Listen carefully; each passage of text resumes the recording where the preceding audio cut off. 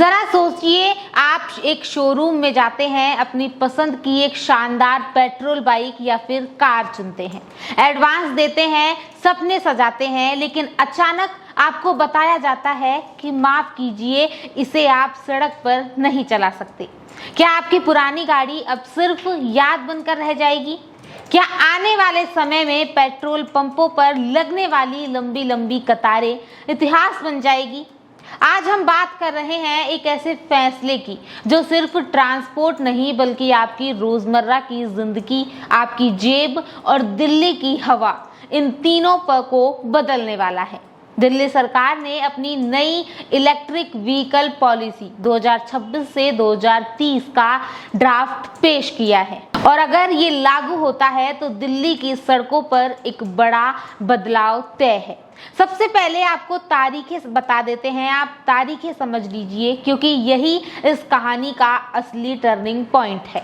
1 जनवरी 2027 से दिल्ली में पेट्रोल से चलने वाली 3 व्हीलर्स का नया रजिस्ट्रेशन बंद हो जाएगा और इसके बाद 1 अप्रैल 2028 ये तारीख 2 व्हीलर यूजर्स के लिए बेहद ही अहम है क्योंकि इस दिन के बाद दिल्ली में नई पेट्रोल बाइक या फिर स्कूटर का रजिस्ट्रेशन संभव नहीं होगा।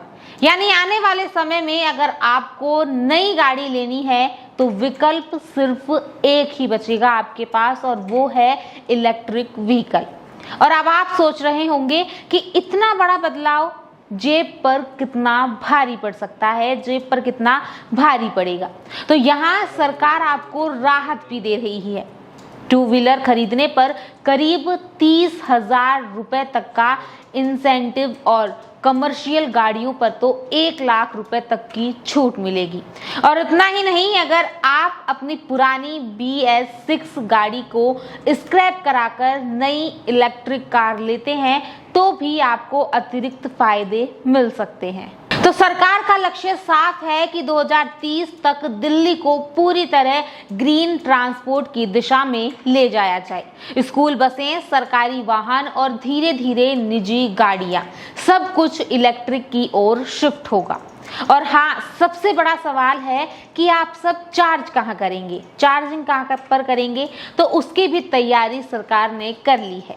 हर डीलरशिप पर चार्जिंग स्टेशन अनिवार्य होगा और पूरे शहर में हजारों नए चार्जिंग पॉइंट्स लगाने की योजना है।